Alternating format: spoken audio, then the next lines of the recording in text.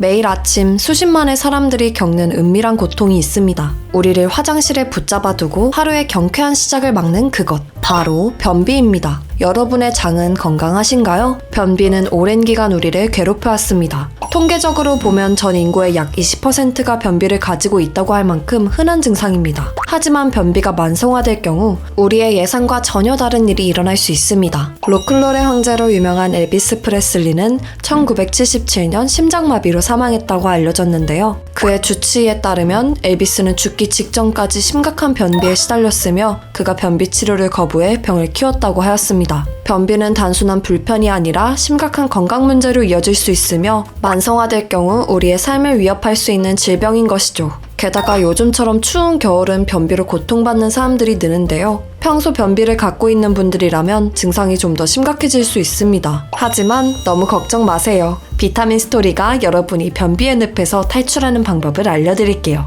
그럼 비타민 스토리, 여러분의 구독과 좋아요와 함께 시작하겠습니다.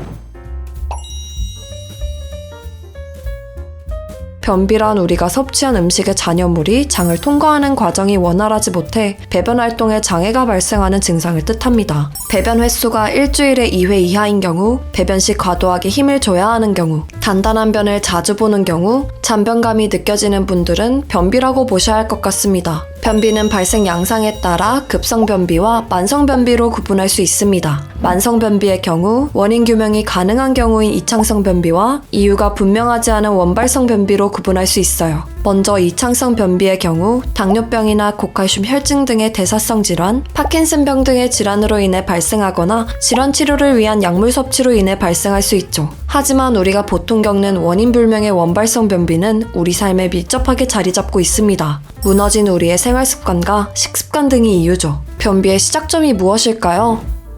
바로 음식입니다. 앞서 말했듯 변비란 이 음식을 섭취하여 소화 후 배출하는 과정에서 발생하는 장애를 뜻하죠. 그만큼 우리의 식이습관과 변비는 굉장히 밀접한 연관을 가지고 있습니다. 우선 평소 섭취하는 음식량이 너무 적을 경우 변비가 발생할 수 있습니다. 고른 영양소를 지니고 있는 음식을 적정량 섭취하지 않을 경우 대변을 형성하고 배변에 도움이 될 물질이 줄어들게 됩니다. 특히 섬유질과 수분 섭취가 부족해지는데요. 섬유질은 장내 유익한 박테리아 성장과 장의 운동성을 촉진하고 대변의 부피를 늘려 배변을 용이하게 하죠. 충분한 수분 섭취는 대변을 부드럽게 유지하여 장을 부드럽게 통과하는 데 중요한 역할을 하죠.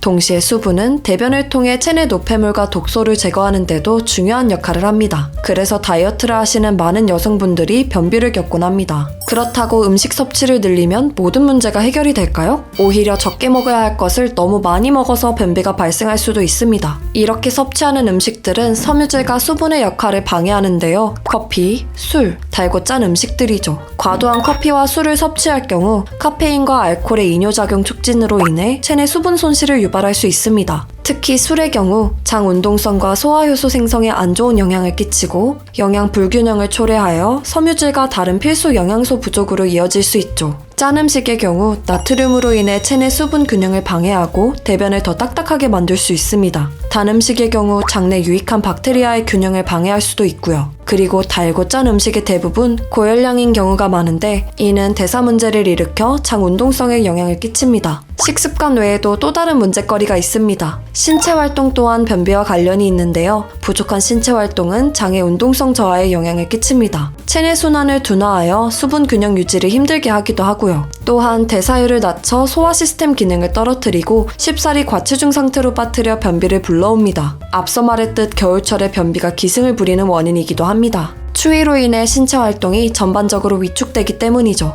이외에도 스트레스와 수면 부족 또한 변비를 발생시키는데요. 수면 부족의 다양한 문제는 이 영상을 한번 보시면 좋을 것 같습니다.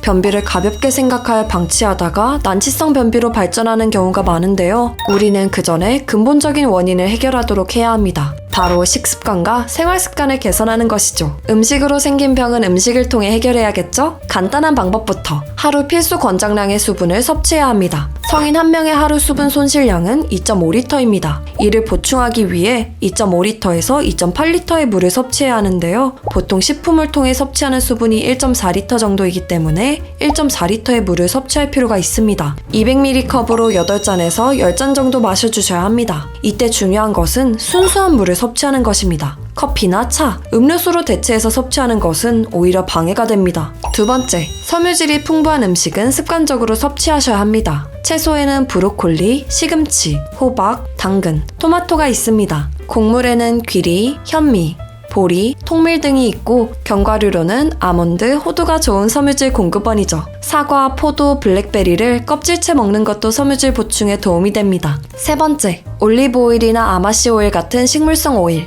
연어, 참치, 고등어, 정어리 같은 생선에 들어있는 불포화 지방은 장 운동성 촉진과 대변을 부드럽게 만들고 장내 염증을 감소시켜 소화 시스템을 건강하게 유지하는 데 도움이 됩니다. 하지만 여기서 끝나면 비타민 스토리가 아니죠. 좀 더 간편하게 여러분의 장 운동성을 개선하고 소화 건강에 도움이 될 영양제들을 준비해왔습니다. 먼저 프로바이오틱스입니다. 프로바이오틱스는 유익한 장내 박테리아를 증가시켜 장 건강을 개선하고 변비를 완화할 수 있습니다.